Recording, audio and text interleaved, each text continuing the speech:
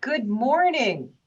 My name is Patty Andreessen Shue, and I am with the Oshkosh Chamber of Commerce. I'm the Director of Marketing and Leadership, and so excited to be the MC this morning for our cost savings with a healthier, more engaged workforce. I would like to introduce a couple gentlemen to you. First of all, I would like to introduce Eric. Eric Taylor is with his background is that Eric has completed his fellowship in orthopedic manual therapy in 2017, which is the highest level of clinical training in physical therapy. And Eric's mission is to provide non-surgical, non-drug approaches to help individuals overcome pain and weakness to help them get back to enjoying their family, exercises, and sports. And Kelly Ashbeck. Dr. Kelly has 12 years of physical therapy experience with a special interest in persistent pain. He attended the University of La Crosse and received his doctorate of physical therapy degree in 2008. He completed an orthopedic residency program in 2013 and has become board certified orthopedic specialist in 2014. Dr. Kelly is the chair of the Wisconsin Physical Therapy Association's opioid task force and has presented on the opioid crisis in both community and professional settings. So at this point, gentlemen, I leave it to you to enlighten us and tell us more about the Physical Achievement Center that you have. Terrific. Thank you, Pat. I want to give a big thank to John at the Chamber. He helped facilitate this meeting and allow us to reach out to start communicating with folks to see how we might be able to benefit them. So our focus is to help employers attain and maintain a healthy, safe, and productive workplace in a cost-effective manner. So the why we are here, and why you are here, I should say, and everyone's interest is in their company and their bottom line, and particularly in the people that are in that company. I started Physical Achievement Center approximately 3 years ago, and I can tell you that I'm really proud of some of the accomplishments I've done in terms of getting the company started, keeping it going, but what I'm most proud of is assembling a team around me that helped with the mission here, and I'm sure you have those same concerns. So some of these concerns are for different industries and different settings and in different ways. Are you dealing with lost work days due to back, neck, shoulder, or other pain complaints? Are you dealing with high workman's compensation claims? Are you looking to cut costs in 2021 to regain or strengthen profits? COVID has rocked everybody's world, and when we look at the P&Ls and the challenges ahead of us, they're substantial. So we're here to help not only individuals be healthier and happier in the workplace, but take a look at helping solve your problems so that your bottom line could be strengthened and the risks that poses in terms of health insurance costs and workman's compensation costs and lost productivity start to get addressed and improved. So we're here to help, and we're here to start a conversation and want to learn more about your particular difficulties, and we're here to help. All right. So just to remind us of our 2020 timeline here, back in January of 2020, just like any January, we have the new year brings excitement and opportunity, but not long into the year, February, COVID-19 hits the U.S., obviously a 100-year pandemic. The stay-at-home orders are put in place in March, and obviously that puts a strain on a lot of small businesses. So obviously in the spring and summer, many small businesses are struggling to keep their doors open. But here we are in December of 2020, and we have the COVID vaccine that arrived in Wisconsin yesterday. So I think now we can look at 2021 and look at the opportunities that lie ahead. So as John Adams said, every problem is an opportunity in disguise. So just to remind us, and Eric, I'm going to have you read through your mission statement, and then I'll jump into our problems here. So pretty straightforward. We started Physical Achievement Center to help people achieve greater mobility and strength for their active lifestyle while minimizing the need for medications, injections, or surgery, even when nothing else has worked. We've been persistent and pretty vocal in the promotions for this with the people we serve, and want to extend that active lifestyle to not only include activities at home, but activities at work. So I'm going to go through kind of the problems that a lot of small businesses can face. So problem number one are the costs associated with illness and injury, along with decreased productivity, obviously negatively influence your company's profits. So work-related illnesses and injuries are expensive and disruptive, but the inverse is also true, and that the health and availability of your workforce directly impacts your productivity and profits. And we put together a little bar graph here, and this basically looks, and this is based off of the Liberty Mutual 2018, their Workplace Safety Index.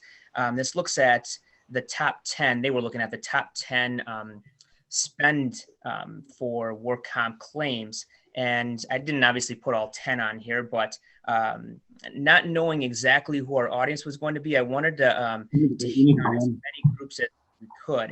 So the number one work comp claim is overexertion injuries, and that is $13.7 billion that are spent.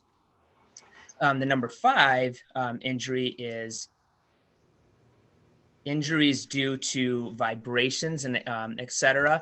So that is going to be $4.2 billion spent in the US. Slip or trip without a fall costs $2.3 billion. Obviously, the reason I put that in is we're not always dealing with injuries where there is a real big impact. Just simply a slip or a trip without a fall can cause some injuries. And then repetitive microtrauma injuries cost upwards of $1.5 billion.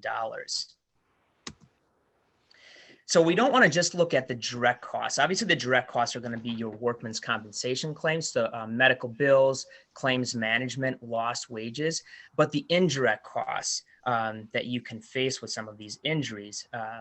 And again, not even just injuries, but if an office worker is dealing with neck pain or back pain, it's your declining employee morale and lost productivity, the administrative costs, cost to train a temp or a permanent replacement, or increased insurance premiums.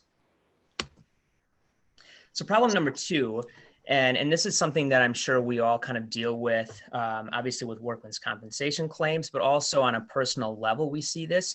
Healthcare costs continue to skyrocket, and I think we know that. So how can you curb your healthcare costs once an injury or pain complaint has occurred? So just to go through a couple of statistics here. Musculoskeletal disorders account for 33% of all workman's compensation costs. Musculoskeletal disorders are the leading cause of pain, suffering, and disability in American workplaces. And the average time away from work for a musculoskeletal disorder is 12 days, which is 50% more time away from work compared to other injuries that you may see. And that could be, anything from a burn or some sort of a chemical exposure, even if you're comparing that. But really what you're seeing is about 12 days away from work on a musculoskeletal disorder versus about 8 days away for any other injury on average. So what are these musculoskeletal injuries? Obviously, the number one is going to be back and neck pain, and that's almost 50% of all musculoskeletal disorders. Again, that hits, our more of our kind of blue collar workers, but it also hits our office workers as well. And we see that in the clinic. We see both sides of that in the clinic. Shoulder pain is going to be nearly 15% of those injuries. And then leg pain, wrist pain, which is a lot of carpal tunnel type issues, and then arm pain. So I'm going to go through just a couple of different kind of body regions and just kind of talk about the prevalence and the cost and what physical therapy can do for these issues. So obviously, most of us have dealt with back pain because 60 to 70% of us will experience low back pain at some point in our life. It is the second most common condition seen in a physician's office, ironically behind respiratory issues.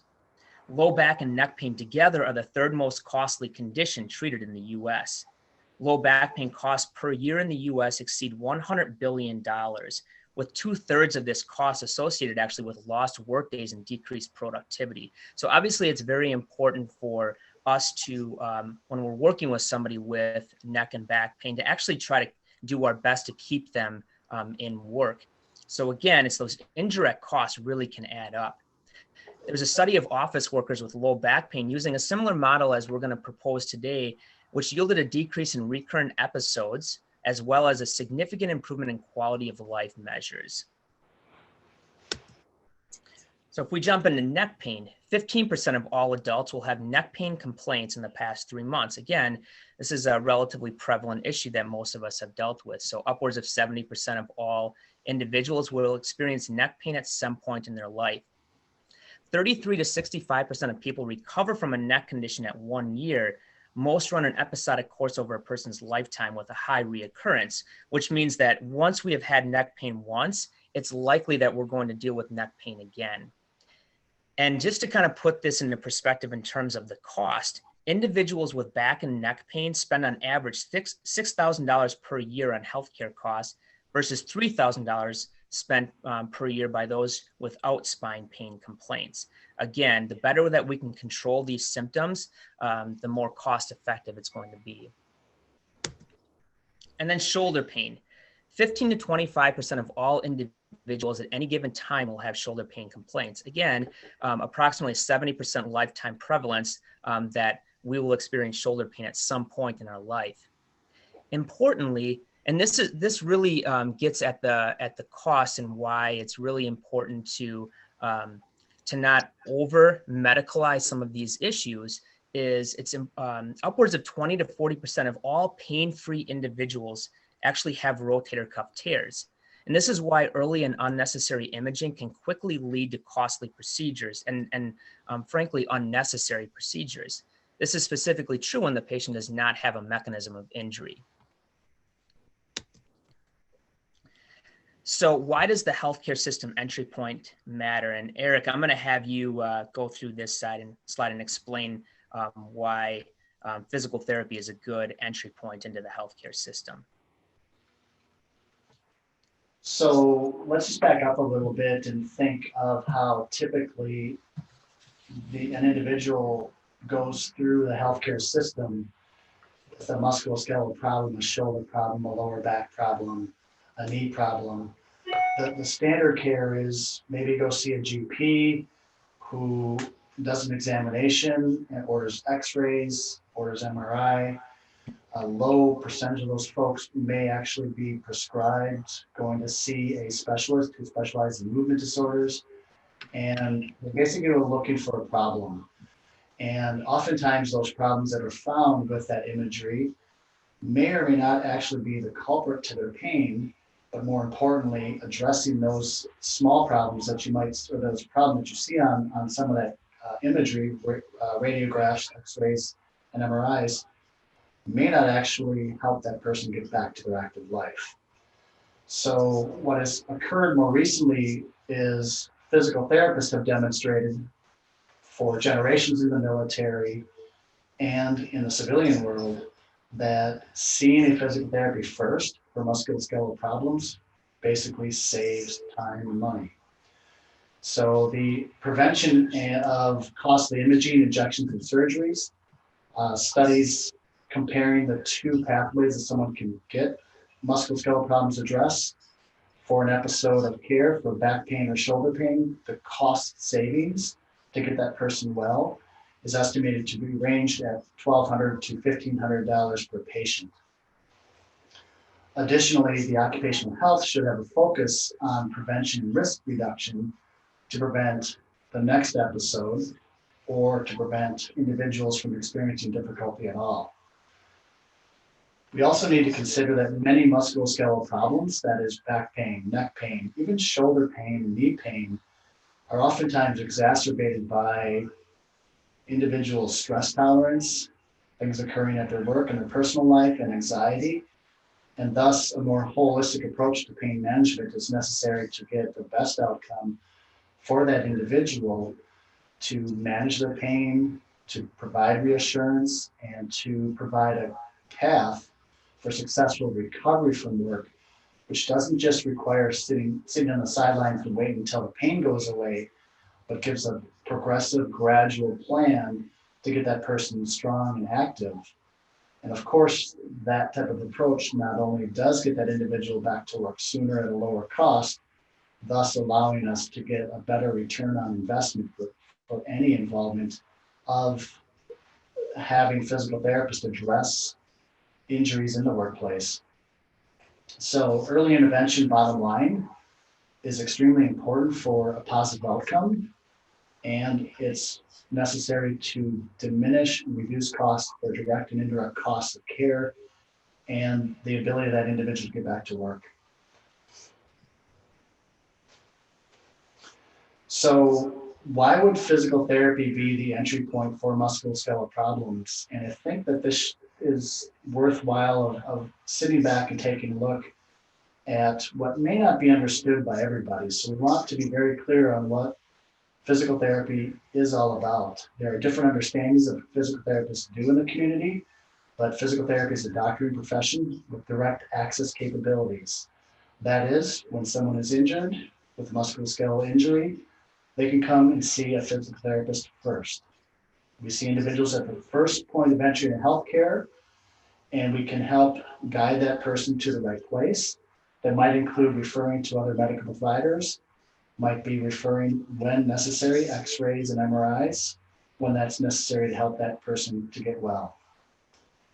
So doctors of physical therapy address musculoskeletal conditions from head to toe by treating existing injuries, and just as important, preventing the next injury from occurring and setting themselves up for success for improved recovery from any subsequent injury as well. So physical therapists are experts at joint mobilization, joint manipulation, think cracking of the back, soft tissue mobilization, massage, exercise prescriptions, strength training, posture, movement education, and dry needling.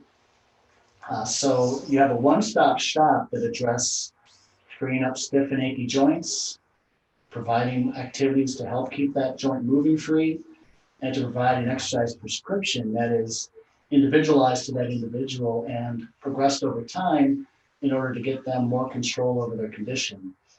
And of course, posture and education about how to minimize stress on the body as you're recovering from injury and how to be more active in the world, at work and at home.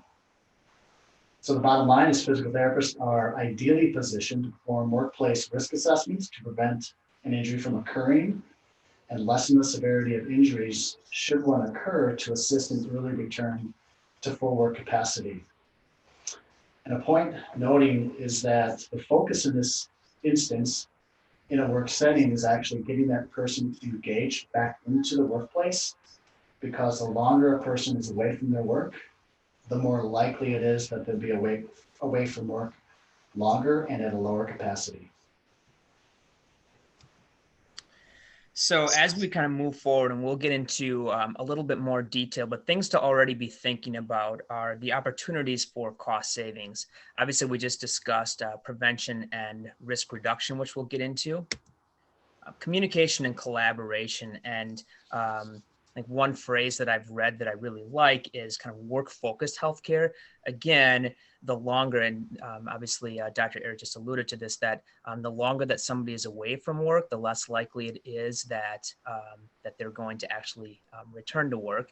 So obviously that communication and collaboration with all stakeholders is very, very important, and we understand that. And then obviously the cost-effective healthcare.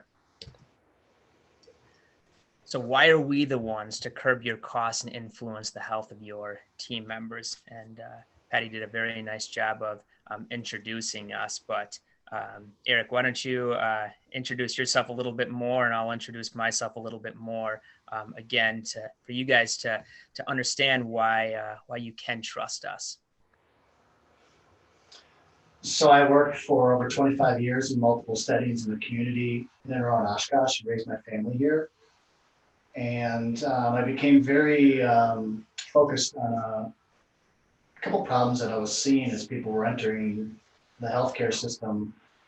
They weren't being advised of some of the newer information when it pertains to minimizing costs and unnecessary procedures such as injections and surgeries. Don't mind you that those are oftentimes very necessary, but it at times seemed to be the only pathway that was being led up to for individuals who could easily be treated much more conservatively at lower costs without those risks and harms. And that's kind of where my passion grew. It came to a bubbling point where I said, look, for us to really promote this and to serve individuals and patients well, we need to start the Physical Achievement Center in order to fulfill that mission in this community. And the other issue, and Dr. Kelly can discuss this as well, is there was the terrific problem of the opioid epidemic, which just kind of compounded the need for conservative care to minimize the need for those heavy duty narcotic medications early on, which can have devastating effects down the road. So it's an interest to serve patients well and serve the community well. That Physical Achievement Center was started 3 years ago. And I am actually originally from the central Wisconsin area. I'm originally from Wisconsin Rapids, but I started my career actually in Plover, Wisconsin, near Stevens Point. So I've worked in both the hospital setting as well as a private practice setting like I am in right now. One of the things that early on in my career that I realized was, coming out of school, treating pain was really quite challenging because there was a lot of issues potentially going on with somebody's life that was maybe a little bit deeper than what shows up when you're looking at somebody's neck or looking at somebody's back. And it's one of the reasons why I actually went into to become residency trained, is I wanted to get a little bit more specialized and just simply do a better job working with individuals with pain. The setting that I was at in Plover was actually a little bit more of a rural setting. Even though Plover itself isn't rural, we were seeing a lot of the rural communities around there. So we were forced to see people, again, head to toe. We weren't really able to specialize, but that allowed me to get really a good grasp of a lot of people's pain complaints, regardless of what they were coming in with. And we saw a lot of individuals coming in with persistent pain. Basically, what I was given the opportunity to was to do a little bit of teaching through the residency program that I went through. So I do teach a part of their persistent pain module. And since I've been asked to be part of the opioid task force for the Wisconsin Physical Therapy Association. So really, this is it's important to me to do the best job I can to treat somebody with pain, but also to help prevent people from even getting in pain in the first place. So if we kind of dive a little bit more into our model, the cost savings that you can see is our model begins with prevention, risk reduction, communication, and collaboration. Again, it's really trying to keep individuals at work in the first place. This model helps maintain a healthy, happy, and productive workforce. And we think that's also important, is that the happier an individual is working for you, really the more likely it is that their pain is going to be well managed, or that they aren't in pain in the first place. We feel the research stands for itself that physical therapists deliver cost-effective healthcare for musculoskeletal disorders. So that's the third part of our model. To dive even a little bit more in detail, and Eric, jump in at any point if you'd like to add anything. Prevention. Yeah, actually, I would. I was just thinking to myself that as the owner of Physical Achievement Center, I wake up every day with worries and concerns, just like everyone on this call does. the business environment in general can be challenging, and COVID and a winter and who knows the uncertainty in quarter one, quarter two in 2021 that can pose. But the real asset that all of us have is the team we build up around us in terms of being able to fulfill the mission of our companies. And no matter how challenging the day is, and challenging, no matter how challenging the thought of the next thing to manage, if I take care of my team well, serve them well, I know that'll pay off dividends. And I think most of us on this call feel very passionately about that. And that's in the spirit of why we're presenting this information, because we all know you want to treat your people well because they're helping you succeed and you care about them. So when we think about prevention and risk reduction, this is obviously trying to keep people out of the clinic in the first place. That's looking at ergonomic assessments. A daily stretching routine actually has been shown to prevent a lot of issues from occurring. And things such as smoking cessation, we don't tend to think about that all the time, but that really can play a role in someone's prognosis once they do ultimately develop pain. Again, communication, I really hit communication. I want to hit that home a lot because, this is really how we can ensure that we can keep somebody in at work and in their position. Different things that we can do with your employees are something such as a weekly self-report questionnaire. And this is not something that is we mean to be time consuming, but it's more to try to pick up on trends as to where individuals are at and whether a problem is developing. And we want to hit that problem and address that problem before it turns into something bigger. Again, this is cost savings. And as I said again, collaboration with all stakeholders. So we are all in communication with each other as to how we can keep an individual at work and to make sure that they're not exacerbating their issues, whether it's a work-related issue or something even that they maybe developed at home, but it's becoming exacerbated at work. Even those individuals obviously are potentially likely to have some lost work days, and we want to keep them working with you as obviously as long as possible. And then the cost-effective treatment. It's avoiding those unnecessary and costly images. On-site treatment to be there and give them the care that we can give individuals. And then taking a biopsychosocial approach to care. And in essence, what that means is that we actually are listening to an individual's problems beyond, simply their neck pain complaints and their back pain complaints, because a lot are dealing with stress. I mean, 2020 has been a tough year for a lot of people, and it's listening to individuals because, again, if we can address their stress, we can address some of their anxieties that way, we can actually help improve their prognosis. And then looking at cost savings, and this is kind of your ROI, your return on investment. Studies have demonstrated a return on investment on a physical therapy on-site model anywhere between 3-fold and 10-fold. A case study of Breakbush Chicken in Westfield, Wisconsin, and this is the graph that you see on your right, showed a 39.7% cost savings over a 10-year period using a similar model to what we are proposing here. Again, this is bang for buck right here. And Eric, do you want to jump in at all?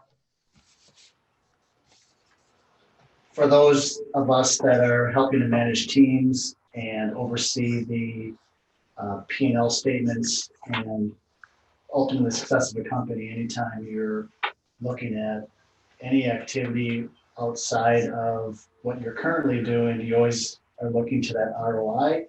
And it's certainly gratifying to see that there are those possibilities to look forward to. And I think we have a few more examples as well. And to any owner or manager, that's a welcomed opportunity. So this is kind of the big picture ROI is if we can improve the health, the wellness, and safety of your team members, we can decrease direct costs, we can decrease indirect costs. And this is just a quote from Money Watch, CBS in 2019, and something really to think about. Waste in the US healthcare system is more than the total annual federal defense spending, which is obviously not small. So again, any way that we can jump in and actually prevent somebody from getting kind of sucked into the healthcare system can be a huge cost savings. So why now? Again, as I said earlier, and then really as John Adams stated, every problem is an opportunity in disguise. So COVID-19 has affected our health, wellness, and quality of life, as well as challenged our businesses simply to keep our doors open. But where there are challenges, there are opportunities. So focusing on health, wellness, prevention, and safety can positively influence your team members, as well as save on direct and indirect costs associated with injuries, illnesses, and pain. Again, your bang for buck return on investment. So the next step, obviously, we would like to talk to you individually to really kind of pick up on your individual needs. So you can reach out to our email. It's a long email, but it's service@physicalachievementcenterptot.com, or call either Dr. Eric or myself at 920-230-2747. And we would really like to hear you out and what your individual needs are, because we know that all workplaces are a bit different.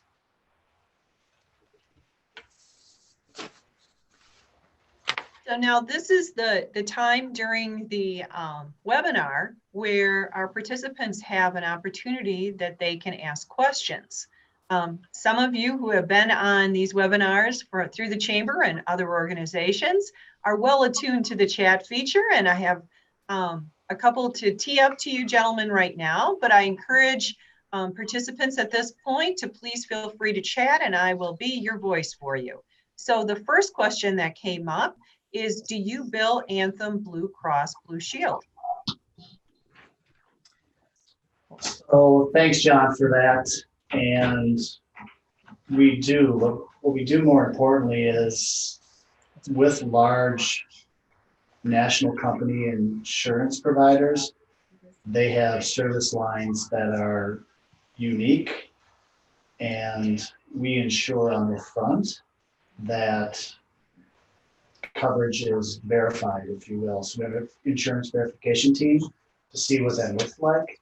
But yes, we are in network with Blue Cross Blue Shield.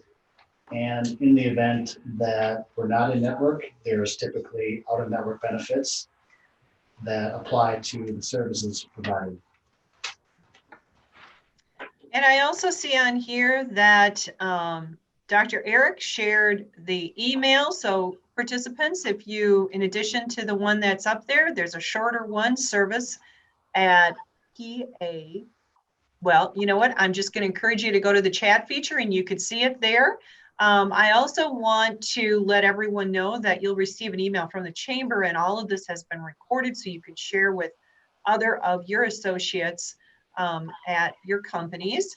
And we will also be putting this on our website where we have, and I want to do a shout out to all of the other webinars that we've had, professional development ones, as well as the town halls are out on the Chamber website for you to watch and be able to learn more from.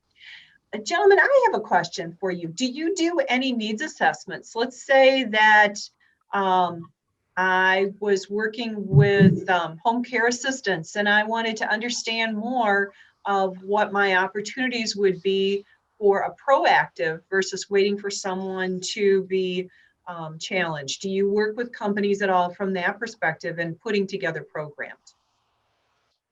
Yeah, absolutely. I think that's what we're intending to do. And if that wasn't clearly stated, our apologies, but we're interested not in telling individuals what we do, although I think everybody should know what range of skills we have as doctors of physical therapy, but we want to help businesses solve problems. And in order to do that, we need to understand what those problems are. And that can range from addressing high incidence of injuries, addressing troublesome cases where that individual's having a difficult time, or we could take a look at what is the necessity or what is the need for helping to prevent some of those injuries in terms of looking at the environment, looking at the worker, and seeing if there's some sort of preventative measure that can be utilized with the company within how they already work. So we're inviting a conversation. We're starting the conversation, and that's why we're asking people to reach out to us so that we can have our ears up and be able to listen to the concerns, the cost, pain points, and the personal struggles that are going on within your business. So absolutely. Okay. Any other questions at this point? Otherwise, I would thank you gentlemen both very much. Anything else that you would like to share in closing? So one point of note, and my apologies that the email contact is incorrect on the slide, but you can use the phone number at 920-230-2747 to reach out to Dr. Kelly or myself, Dr. Eric. And once again, the email is service@pacptot.com. service@pacptot.com. That'll be included in the follow-up information. So our apologies for that. But I do want to thank, first of all, John Casper for helping to facilitate this. And then, of course, working with Patty and Mark to get this up and running. We're really grateful to be able to be here and present this information to you. Yeah, thanks everybody for tuning in, and obviously we look forward to each and every one of you to reach out to us and have a discussion. Well, thank you both, gentlemen, and we wish you a great day and also upcoming holiday season. So thanks very much. Take care, everyone.